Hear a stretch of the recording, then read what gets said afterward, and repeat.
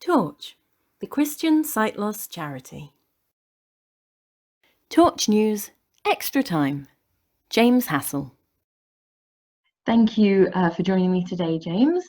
How did you first find out about Torch, and what difference has it made to you? I first found out about Torch when I was at a Christian conference, and I actually saw the stand there.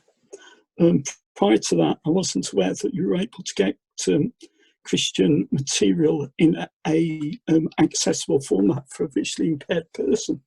And so initial contact with Torch was basically to get daily reading notes and use their library. It then progressed that as I'm a house group leader within church, that I was constantly phoning them up to see if they got any material transcribed into a format that I could actually use for myself when leading these house groups. And so that was my next contact.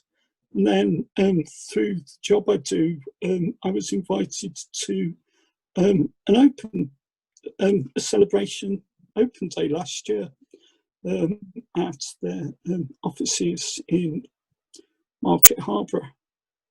And so went along to that and saw that and started getting involved from there on. Oh, okay. And so I know your church has signed up now to Sight Loss Friendly Church. Yeah. What made them take the plunge and go for it? I kept nagging them because as a member of the church council, I kept asking the question, is this accessible? Is this accessible?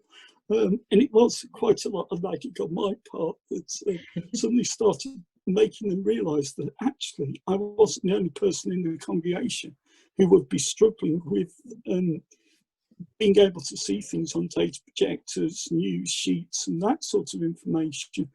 And so they have turned their whole perspective around to make it a lot more friendly, and having members of the staff, whether it's the welcoming team or the people who do the drinks after the service, being aware of visually impaired people and how best to accommodate them and facilitate them as part of the family of the church.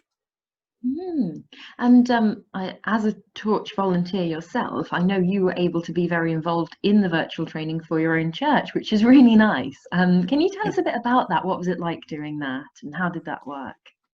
It was very interesting because the majority of the people on the call already had some guidelines from Torch and myself, and so it was a lot of just getting them to think about different scenarios, like what's it like walking into a church where they've got glass doors, walking into how they're welcomed, how we greet people, how we offer guidance to seats, service sheets, material, finding out what is the best format for the individual and not treating all visually impaired and blind people as the same.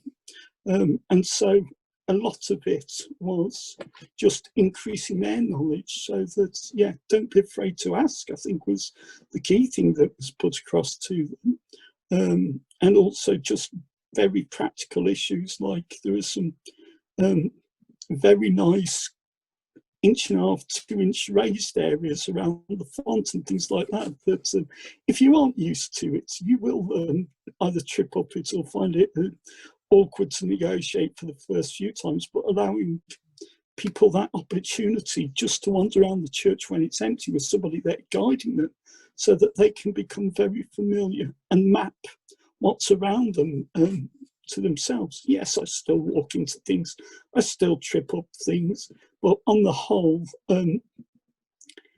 things are an awful lot better and a lot more helpful. And the big issue at the moment is, because we aren't actually physically meeting in church, is making sure that the online services and material is as accessible as possible. And I have to say they're doing a very good job. Brilliant. It is a very hard time, isn't it? A time when people, like you say, can't meet in person. And it's so Yeah, important not to lose touch with people and not to have people feel like, oh, well, I don't know how to do digital things, so I guess I can't be yeah. involved anymore. Um, how have you kind of seen people kind of meeting with this challenge? What's been going on to make things like that accessible? I've discovered, because I lead one of the house groups with a lot more of the mature, elderly congregation, that we were actually, first couple of weeks, it's just basically phoning them up and talking them through how to do the connectivity. If they got access to the internet, and if not, it was making sure they were able to phone into the meetings so that they still felt part of the team and part of the group. And as part of family, it's being able to ensure that the gifts of those that are very IT literate can actually help those that struggle at times. And so it's getting that use of everyone's skills, talents, we may call it, if we look at Bible terminology, and actually using it to build other people up. One of the things that we're very conscious of in the church is that we are there to build people up. We aren't to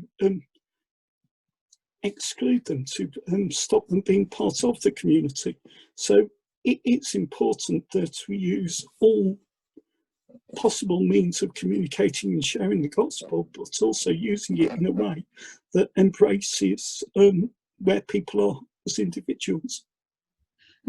I think that's fantastic, like you say, about using the different skills and talents that people have, and as well using the different experiences that people have, particularly like someone like yourself, someone with sight loss, is so perfectly placed as a torch volunteer Yeah, to understand it from the inside. Everyone's sight loss experience is different, but from the inside, saying we could do this and it would help me yeah, personally. So, yes. And one of the things that we were doing just before we had lockdown was we were having a group that were meeting together to look at the whole aspect of accessibility.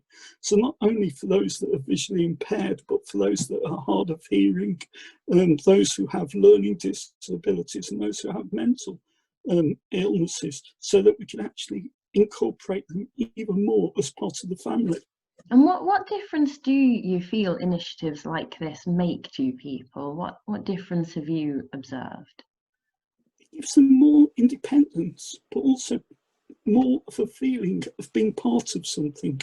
And if they're part of the Christian family, then we should be encouraging them to use their spiritual gifts, even if it's not necessarily in a style that we're used to within church, but empowering people to actually reach out, make a difference, share the gospel, worship our Lord in that very special and unique way that we can. Brilliant. And finally, what are your hopes for your church now that they are a sightless friendly church? Where do you hope they'll go with this? Well, we're hoping that they will continue to build on what they're doing at the moment to make it more friendly. We're aware of so many people in the community that have sight loss or visual impairments that actually don't have that living relationship with Jesus Christ. And it's how we now use these extra giftings to actually communicate with them and to reach out into our community.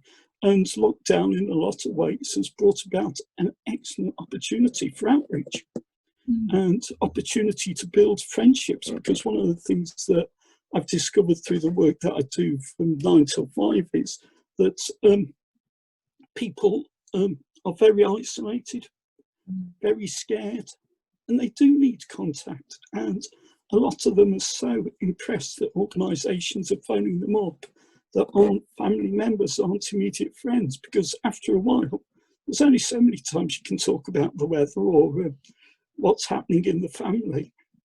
Whereas we're coming in and we're able to throw a new perspective or share a new perspective with them. Brilliant. Thank you very much, James. That was perfect. Thank you. It's okay, thank you. Support Torch through prayer, volunteering, giving. Find out how at torchtrust.org.